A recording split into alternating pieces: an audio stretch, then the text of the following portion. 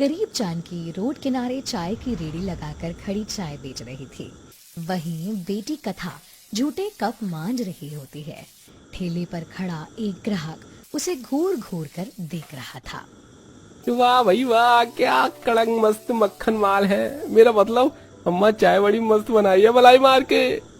ओ भैया, चाय पी ली हो तो जल्दी से पैसे दो और जल्दी से चलते बनो। बाकी ग्राहक भी चाय पीने के लिए खड़े हैं, भीड़ मत लगाओ। ग्राहक पैसे देकर चला जाता है। तभी खराब मौसम के साथ मूसलाधार बारिश चालू हो जाती है। हे राम जी, ये बारिश तो हम गरीब का रोजी रोटी कमाना भी दूभर करके रख देती है। माँ, कितनी बार आपको कहा है कि एक त्रिपाल खरीद करके ले आओ ताकि टपरी में बैठ के लोग चाय तो पी सकें। बरसात लग गई है। बिटिया, बड़ा त्रिपाल 1000-1200 का आता है। चाय मुट्ठी भर बेचकर जो थोड़ी आमदनी होती है उसे घर के खर्च और तेरे पिताजी की दवाई दारू में लगा देती हूँ। तभी उनकी झोपड़ी के आगे एक महंगी कार रुकती है, जिसमें से एक अमीर ज्यादा हाथों में त्रिपाल लिए निकलता है। ये लीजिए माँ जी, ये त्रिपाल रख लीजिए, और ये मुकेश की किताबें और ड्रेस। नहीं चाहिए। किसने कहा था आपको ये सब लाने को? अगर आपको ये लगता है कि इन एहसानों तले दबाकर मैं अपनी बेटी का हाथ आपके हाथ में दे दूंगी तो ऐसा नहीं होगा। माँ जी, आप कथा के लिए मेरा रिश्ता क्यों अस्वीकार कर रही हैं? मैं उसे खुश रखूंगा। यदि ऐसा है तो जाकर अपनी माँ से बात करो। अगर वो मेरी गरीब बेटी को अपने घर की बहू बनाने के लिए राजी है तो मैं शादी कर दूंगी। विहान गाड़ी में बैठकर महल लौट आते हैं, जहाँ शाही मेज बिछी थी। दर्जनों नौकर चाकर खड़े थे। विहान बेटा, आज देख, मैंने आज बावर्चियों से खास तौर पर तेरे मनपसंद शाही पनीर और शाही टुकड़ा मिठाई बनवाई है। मेरे पास बैठकर खा, मुझे तुझसे कुछ खास बात करनी है। माँ, मुझे भी आपसे जरूरी बात करनी है।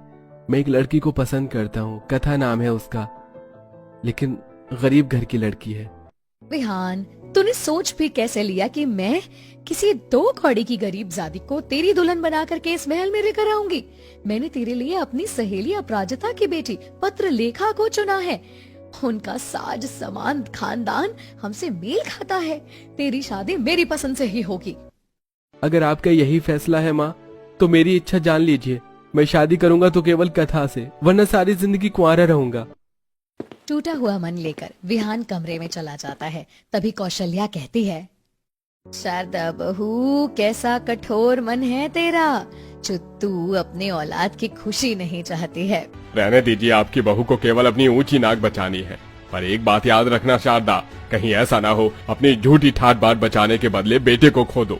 शारदा बहू, विहान को अपना जीवन साथी चुनने का अधिकार है।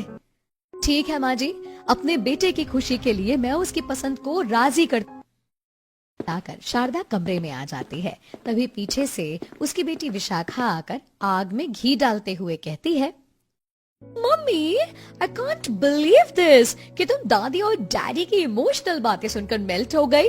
देख लेना, वो गरीब भाभी शादी करके आएगी और भैया उसे रानी बनाकर रखेंगे।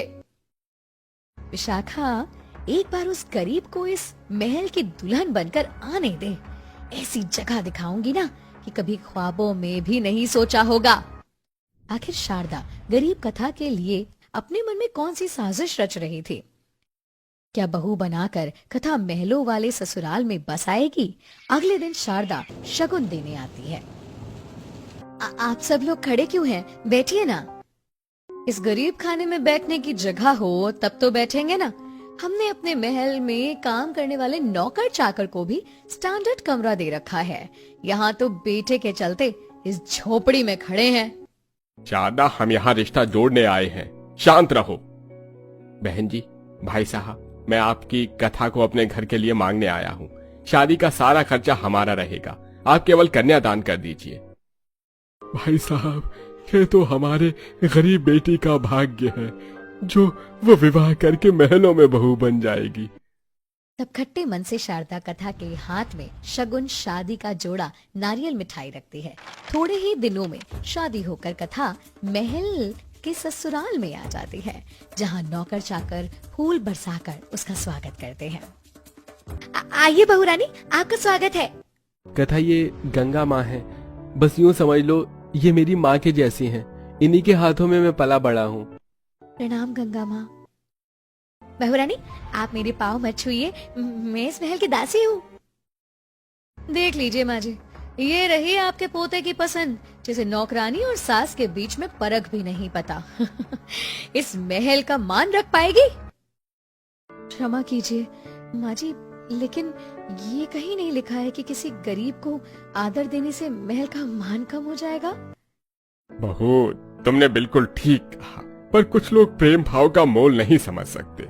अगले दिन कथा पूजा पाठ करके सबके लिए शाही व्यंजन बनाकर खिलाती है।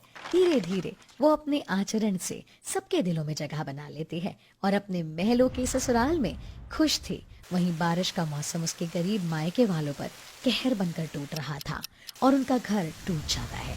इस बात की खबर लगते ही बिहान कथा का हाल चाल लेने आते हैं।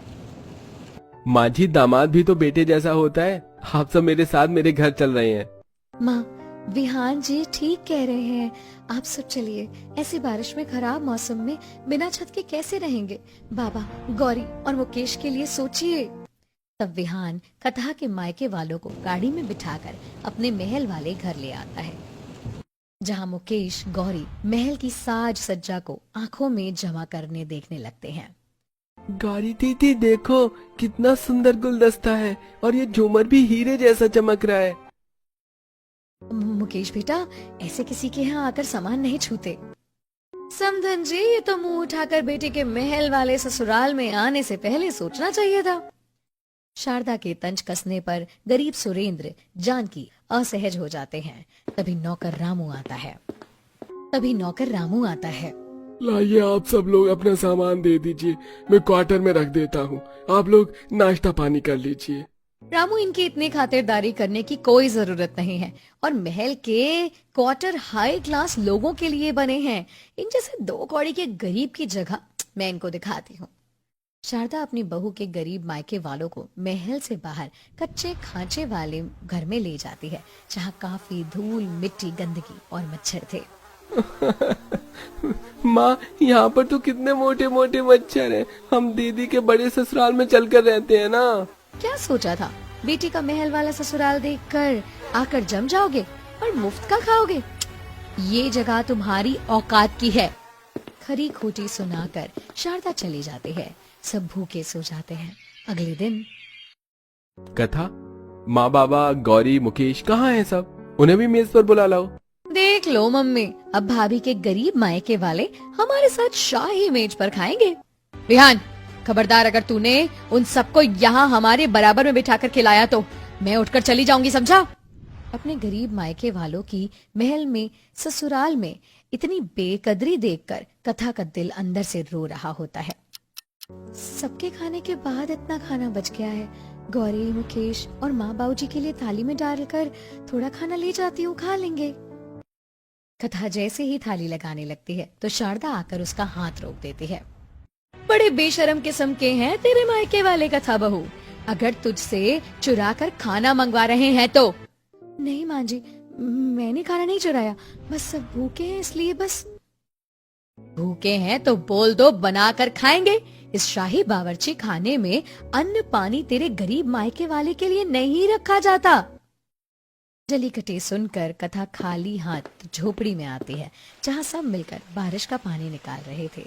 सबके चेहरे पर भूख की झलक साफ साफ दिखाई दे रही थी।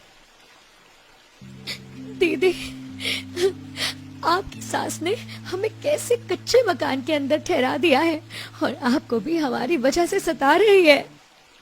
अरे पगली, मुझे किसी बात का दुख नहीं है। माँ जी तो मुझे पलकों पर बिठा कर रखते हैं। ये झूठी खुशी मत दिखा कथा। इस महलों की बहू बनने से तो अच्छा होता मैं तुझे किसी गरीब के हाथों ब्याह देती। इस महल में शादी करके भी कौन सा तूने कोई सुख भोग लिया। जानकी के ऐसा बोलते ही कथा के मन की दुख व्यवस्था आंखों में आंसू बनकर बाहर निकल पड़ती है। वहीं जब भी शारदा मौका पाती तो अपनी बहू के गरीब मायके वालों को नीचा दिखाती और एक दिन उन पर चोरी का इल्जाम डाल दिया। आखिर तुम 2 कौड़ी के गरीब लोगों ने अपनी गरीबी जता ही दी ना। तुम जिस थाली में खाते हो उसी में छेद करते हो। तुम्हारे दुख मुसीबत की घड़ी में मेरा बेटा तुम्हें इस महल में लेकर आया और तुम यहीं पर हाथ साफ करने में लग गए। समधन जी, आप हम पर ये कैसा लांछन लगा रही हैं? अरे हम गरीब हैं, नमक रोटी खाकर रह लेंगे, पर चोरी, वो भी अपनी बेटी के ससुराल में, अरे वो कभी नहीं करेंगे। ज्यादा दूध के धुले मत बनो, तुम सब निकल जाओ यहाँ से। तुम गरीब किसी भी तरह से हमारे परिवार से रिश्ता जोड़ने के लायक नहीं थे। शारदा सुरेंद्र को जोर से धक्का देती है, जिससे वो जमीन पर गिर जाता है। अपने पिता का इतना अपमान कथा से सहन नहीं होता। बस कीजिए माँ जी, बस। आज मैं इस महल के सारे रिश्ते तोड़ती हूँ। आप यही चाहती थी ना कि मैं सदा आपका और विशाखा दीदी का दिल जीतने के लिए हर जतन की हर कोशिश करूं, लेकिन अब नहीं। चलिए माँ पिताजी। रुक जाओ कथा, तुम इस घर से अकेली नहीं जाओगी। 7 फेरे लेकर तुम्हें अपनी धर्मपत्नी बनाया था और तुम्हारा साथ निभाने का वचन दिया था, इसलिए मैं भी तुम्हारे साथ चलूंगा। अपने बेटे को बहू के साथ जाता देखकर शारदा का घमंड चूर चूर हो जाता है। अजी देख रहे हो, तुम हमारा बेटा इस गरीब बहू के लिए हमें छोड़कर जा रहा है। तुमने हमारे बेटे के आगे कोई रास्ता नहीं छोड़ा शारदा। अरे माँ तो अपने बेटे का घर बसाती है, लेकिन तुमने तो अपने बेटे का घर अपने हाथों से तोड़ना चाहा। इसीलिए आज वो हमें ही छोड़कर जा रहा है। अब इस आलीशान महल में तुम ही रहना, क्योंकि मैं भी उनके साथ जा रहा हूँ। मालकिन, हम सभी इस महल से नौकरी छोड़कर जा रहे हैं। आपको आपका महल मुबारक हो। सभी को महल से एक साथ जाते हुए देखकर शारदा का गुरूर चकनाचूर हो जाता है और वो जमीन पर गिरकर फूट फूट कर रोने लगती है। बहू रुक जा, इस महल को छोड़कर मत जा, मुझे माफ कर दे।